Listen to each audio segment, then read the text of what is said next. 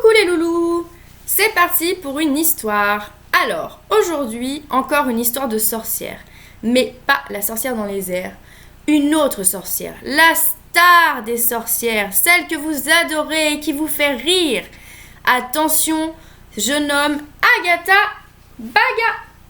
Les mésaventures d'Agatha Baga.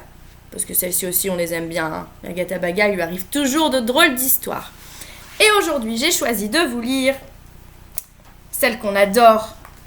Agatha Baga se fait jolie. Et il y a du travail. Allez, je commence déjà par vous montrer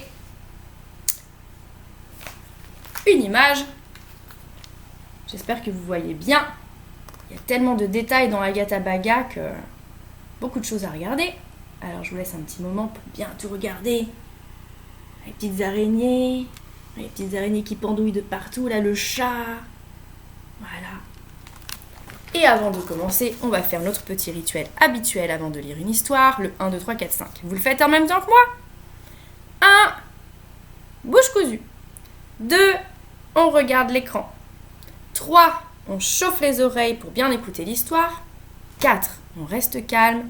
Et 5. L'histoire peut commencer. Agatha Baga se fait jolie. Ce matin, Agatha Baga a décidé de faire un peu de ménage. Cela ne lui est pas arrivé depuis 132 ans. Elle commence par un tas de vieux journaux oubliés dans un coin de sa chaumière. Et voilà qu'elle tombe sur un très ancien numéro de Sorcière Magazine. Je vérifie que vous voyez bien, parce que ce livre il est plus grand que les autres, alors... Voilà.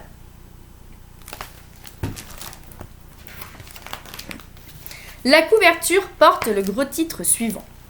Faites croire que vous êtes une fée. Oh ricane la sorcière. Elle a toujours été jalouse des pouvoirs magiques que les fées reçoivent dès leur naissance. Elle tourne les pages du magazine et lit attentivement l'article annoncé. Il est illustré de photographies montrant une affreuse sorcière changée en superbe fée étincelante d'étoiles. En premier lieu, lit Agatha Baga à voix haute, il faut vous maquiller, hein ? Elle continue sa lecture en marmonnant. Elle gratte son menton boutonneux, se demandant où trouver les ingrédients indiqués. Pour le rouge à lèvres, pas de problème. Elle tartine sa bouche de jus de piment. Pour le fard à joues, facile. Elle se tamponne les pommettes avec de la poudre de limace.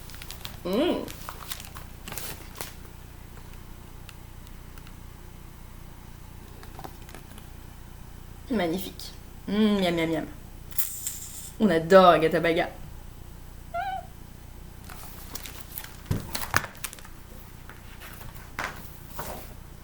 Pour les paupières, c'est tout trouvé. Elle se badigeonne le tour des yeux avec de la graisse de crapaud cacadois. Maintenant, elle lit les conseils du magazine pour le costume de fée. Un chapeau pointu, elle en trouve un poilu. Une baguette magique, elle s'en fabrique une avec une brochette sur laquelle elle plante une pomme blette qu'elle pique de plumes noires. Une robe de princesse ? Oh, elle fera avec les moyens du bord. Haillons gris, chiffon à poussière et des restes du ruban violet. Ça y est ! Oh ! Les souliers ! J'allais oublier les souliers ! Elle sort ses bottines les moins vieilles et les trempe dans un pot de peinture vert fluo. Cette fois, elle est prête. Pour s'admirer, elle se place devant son miroir magique. Allez, miroir, dis-moi à quoi je ressemble. Curieusement, le miroir refuse de lui renvoyer son image. Il reste tout sombre et silencieux. Alors, à quoi je ressemble ? Insiste Agatha Baga. Le miroir tremble. En fait, il a peur que sa vilaine maîtresse ne le brise de colère s'il lui dit la vérité. À rien, murmure-t-il enfin. Comment ça, rien ? Mais si, Nigo, Je suis une fée. Ça se voit pas, non? Le miroir s'incline légèrement comme s'il approuvait. Alors montre-moi mon image, ordonne-t-elle. Je suis en panne.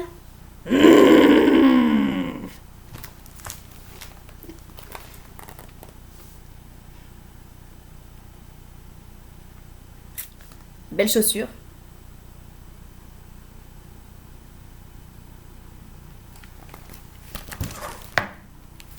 Ah, et le hibou. Pas chouette. Agatha Baga sait que lorsque son miroir a décidé de se mettre en veilleuse, il n'y a rien à faire. Elle ira donc chercher ailleurs un avis sur son nouveau look. En sortant de sa chaumière, elle croise son corbeau qui rentre de promenade. « Corbillard, dis-moi à quoi je ressemble !»« croisse l'oiseau en se tenant les côtes avec les ailes. En langage corbeau, cela signifie « T'es trop drôle en épouvantail à corbeau !» De rage, Agatha Baga tend sa baguette magique, pomme pourrie, et change le corbeau en corbeille. Un peu plus tard, elle interroge un crapaud qui fait des bulles au fond d'un étang. « Et toi, vieux crapaud, dis-moi à quoi je ressemble !»« Tu vas à un concours des plus vieilles guenilles ?» répond la grosse bestiole. Agatha Baga le change en minuscule rainette. Arrive alors un beau cavalier avec un joli chapeau à plumes. « Bonjour, beau prince, je suis une fée la plus belle. »« Ha, la fée des poubelles !» éclate de rire le beau jeune homme, très réussi. La sorcière boue, devient rouge, change le prince en crapaud. Un peu malheureuse, elle continue son chemin, laissant derrière elle des paysans changer en faisant, des chevaux en chameaux, un chat en souris et une souris en chat. Jusqu'à ce qu'elle arrive à la ville. Alors là, oh, miracle! Les gens qui la croisent s'exclament.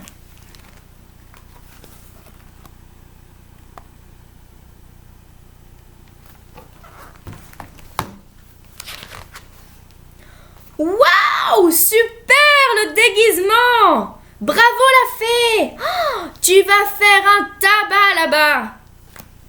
Agatha Baga n'en revient pas.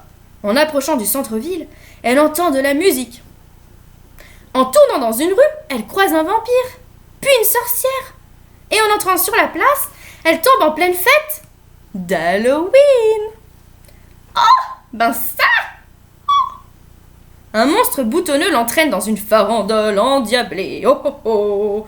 Puis, c'est l'élection du costume le plus affreusement réussi. Et la gagnante est une...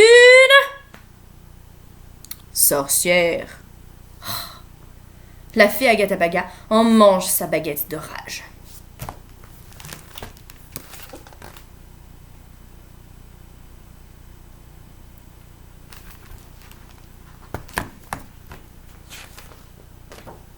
Et je vous le montre à l'envers.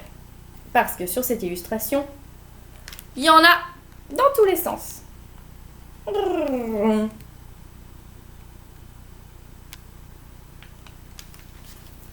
Et voilà, c'était notre super Agatha Baga, la star des sorcières. Eh bien écoutez, c'est tout pour aujourd'hui. Je vous fais plein de gros bisous gluants. Et je vous dis à bientôt les loulous. Prenez soin de vous. Au revoir, au revoir. Bisous gluants.